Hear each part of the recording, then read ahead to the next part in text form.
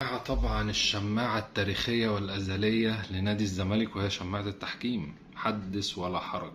مع انه اكتر نادي في مصر وفي افريقيا بيستفيد من اخطاء التحكيم هو نادي الزمالك، ودايما يطلع يتكلم ان التحكيم جبت له حكم مصري، جبت له حكم اجنبي، جبت له حكم من المريخ، لازم هيطلع يقولك التحكيم ظلمني. التحكيم ظلمك فين يا حبيبي؟ ظلمك امتى؟ جاي بتتكلم على جون بن شرقي بعد ما الماتش خلص ولعبت في الصورة وجبتها من زاوية انها جت في ايديه؟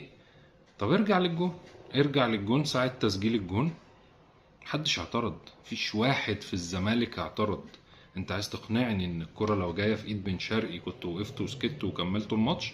ده انتوا كنتوا مليتوا الدنيا صياح، كنتوا هتملوا الامارات صياح والله العظيم. وبعدين يا سيدي انا مش جاي اقنعك ان هي ما جاتش في ايد بن شرقي ولا جت في ايد بن شرقي انا مش، انت مش فارق معايا اصلا اقول لك حاجه، طب هي جت في ايد بن شرقي واحنا كسبنا الماتش بالحرام، ايه رايك؟ ازيدك من الشعر بيت.